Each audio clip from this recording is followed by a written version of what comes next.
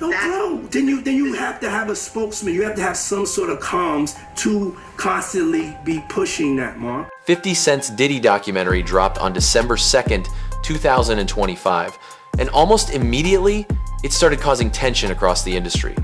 What's interesting isn't just the documentary itself, but how some well-known figures have come out to publicly criticize 50 for releasing it. So in this video, we're looking at the celebrities who've spoken out against the documentary and what they're actually saying. The first and most obvious response came from Diddy himself and his legal team. Even though Diddy is currently locked up serving a 4-year sentence, his lawyers responded the same day the trailer dropped. They accused 50 Cent of using private footage that Diddy had originally recorded for his own personal documentary. According to them, that footage was obtained illegally. They also went as far as threatening legal action against Netflix, claiming the documentary included copyrighted material used without authorization. Not long after that, Janice Combs, Diddy's mother, released a statement of her own. She called the documentary full of lies, specifically pushing back on how she was portrayed. She denied claims that she was an abusive mother and directly addressed one story in the documentary that alleged Diddy once slapped her, saying that never happened. Also recently, Diddy's son, King Combs, took to social media with a bold threat, saying he'd slap 50 Cent if they ever crossed paths. And of course, 50 Cent, never one to back down, shot back with a sharp retort. "Little bro, first close your mouth when you take pictures. I've been rich 3 different times, sold records, shows, liquor, and power, and you're still riding on Wi-Fi and legacy. Just relax." Next up is Dame Dash. Dame went on a show where he criticized 50 Cent for what he saw as tearing down another black man for profit. His argument wasn't really about defending Diddy, but about the bigger picture, accusing 50 of making money off a platform owned by white executives while publicly destroying someone from his own community. I honestly thought, based on like moral codes and like coming from where like a street ethic, I honestly didn't think that he would ever do that. Why though? Because I wouldn't. But for example, if I'm a criminal and I see somebody doing a crime, I'm not telling. If it might be a violation, like they might be doing some shit that might be like a violation to a kid, then I got to go handle that. If I sign on to the street. So for me, I'm not gonna do that because that platform is not black owned. I'm never gonna tear a black man down for a white man ever in my life. Then there's Ja Rule. And honestly, this one was inevitable. Ja Rule posted on Instagram accusing 50 Cent of pretending to represent hip-hop values when, in his words, he's no different from the people he criticizes. 50 didn't let that slide. He responded by posting a clip featuring Gene Deal, Diddy's former bodyguard, who claimed he once saw Ja Rule and Diddy leaving a hotel room naked together. It all started, we was in Atlanta. And this story starts when I'm with Puff and he's in exotic bookstores and he's doing shopping, right? He's shopping, getting his stuff and everything like that. So, this is the first time I was ever in an exotic bookstore with Puff. So, I'm giving him his space. He's taking things off the shelves and stuff like that because they gave him a brown paper bag. When they gave him a brown paper bag, he was just putting stuff in there. So I said, damn, he got to go put it on the counter and, show everybody what he's getting. So as he's going, I'm just looking at the places where he's picking stuff from. So there's one part he picked up some things from up here on my left side. And then he picked like quite a few of them down. I'm like, okay. He put them in the bag. So when I went by there and I looked up there and it said butt plugs. And I was like, hey, yo. I was messing with him. So I said, yo, what are you getting this for? And it said butt plugs, and he was like, yo, can I do my shopping by myself? I said, yeah, you can do it by yourself, brother. And he started walking and everything like that. When he got to, I just waited at the counter. When he got to the counter, he didn't even have to show the guy nothing. He just gave the guy a wad of money. I mean, like he gave the guy a stack, something like this. And Puff wasn't a dude that carried no 20s and no 50s and nothing like that. And I mean, like, he just said, boom.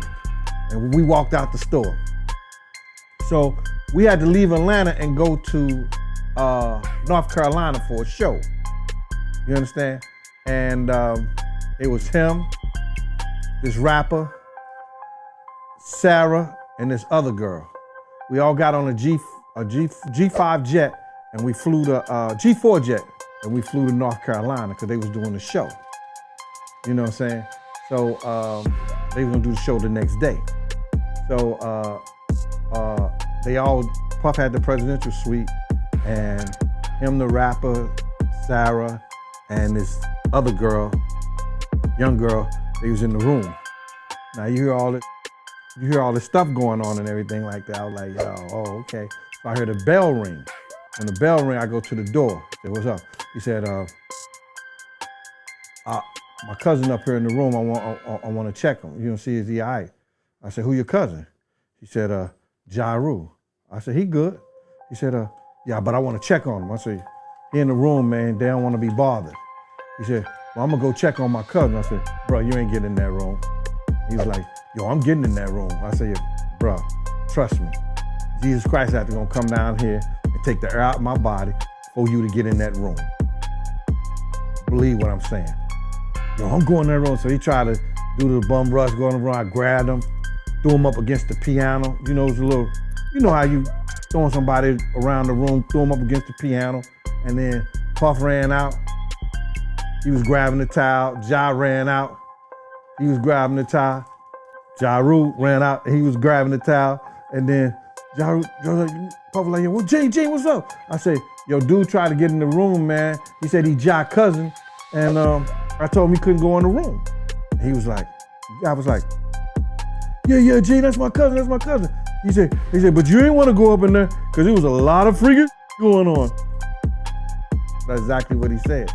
I let him go, and then Puff looked at Ja Rule, he was like, and they went back in the room. When Ja said, you don't want to come up in there, a lot of freaky stuff is going on. You got to use your mind. What they was doing with those butt plugs. Ja Rule fired back by threatening legal action against 50 Cent. And he didn't stop there. He went on to repost multiple posts accusing 50 Cent of sexual and physical assault. In one of them, he even referred to 50 as an abuser accusing another abuser of abuse. After that, Marlon Wayans entered the conversation. In an interview, Marlon criticized 50 for what he described as kicking a man while he's already down. So for me, you know, I think, look, 50 and Puff have a long-term beef. It's personal. It's Well, between. people are saying 50's wrong for doing it, but 50's right for doing it. It's divided. It's between him and Puff. And before it's between him and Puff, it's between both of them and God. Just the way Puff is down on his luck and 50's kicking a man when he's down. God is gonna. If 50 ever luck turned up on 50, you know, that you got to be careful what you put out. There's a karma to every action that you do. You think we'll see that day? Huh? You think we'll see that day? I don't think 50 does dumb stuff. You know, he's very smart, you know, in terms of his business. I think he already had his. I think we already would have saw it. He got shot 9 times. He paid his debt early. So that's why he's like, F it. But, you know, look, this is between him and Puff, and honestly, it's between both of them and God. 50 responded online, telling Marlon to keep his name out of his mouth. That quickly turned into a back and forth exchange between the two. Then there's Charleston White. Charleston posted multiple videos accusing 50 Cent of being petty and emotionally driven, claiming the documentary wasn't about justice or truth, but about personal resentment, specifically suggesting 50 was still bitter over Diddy allegedly taking his baby mama. I just want to tell 50 something. There's nothing you can do to get back at Diddy. They didn't give him a life sentence. Say, man, listen. I know you still mad because the boy had your baby mama over there. Oh yeah. Playing foosball with her. Just a foosball machine with the two. You all them one men. Ain't that the thing? When you spin them in the soccer man spin. Yeah, he had your baby mama over there playing foosball with the little boy in there watching a big screen TV. Who you think was coming out telling him everything gonna be all right? It wasn't his mama. She was in there. She was the ball on the foosball table, so they were kicking her around. That was Diddy, man. So you got to do nothing else, 50. you gotta appreciate Diddy, cause unless he turned the boy into a freak too. Now if he done turned your boy into a freak, kick his ass, do exactly what did. Now if that boy ain't no freak, and all he heard was his mama, oh Lord, and he didn't get to see nothing. Man, raise up all Diddy, my nigga. Yeah, raise up all Diddy. A man is a man. You can't act like that, don't bother you. Cause you didn't do this to him when he tried to take you on the shopping trip, Fifth. Come on, Kurt, don't do that, man. Just say pull back. Listen, unless he turned your boy into a freak. Do you see that little boy like it? Cause you know kids ain't supposed to be exposed to sexual noises or sexual content. Did it do the boy like this here? Is that why you smashing on him? Only the strong can show compassion for the weak. 50? How nigga gonna be mad at Diddy, my nigga? Unless he got your baby mama and took her down through there. Don't they got a song, Take Me Through There, Take Me Through There, Take Me Through There? DJ Akademiks echoed a similar point.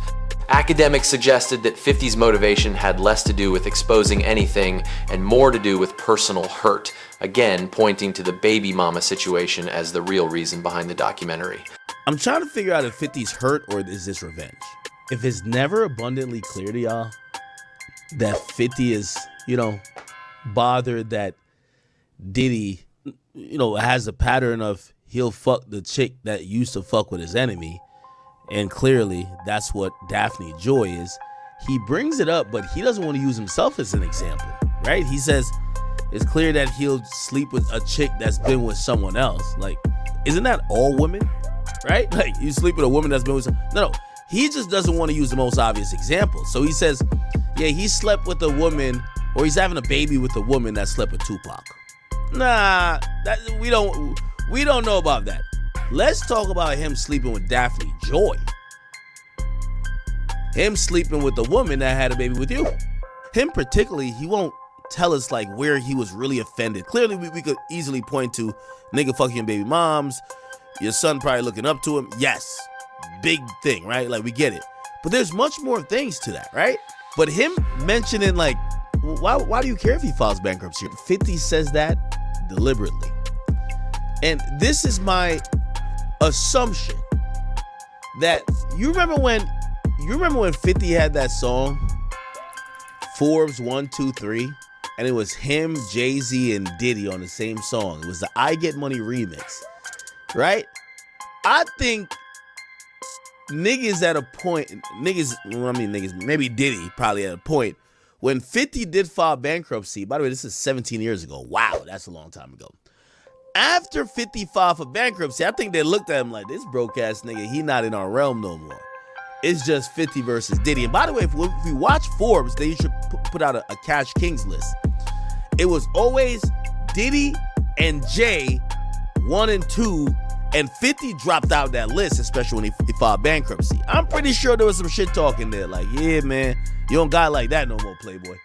You get what I'm saying? And I think 50, he got an axe out the ground. I think the next win he wants to see is Diddy filing bankruptcy.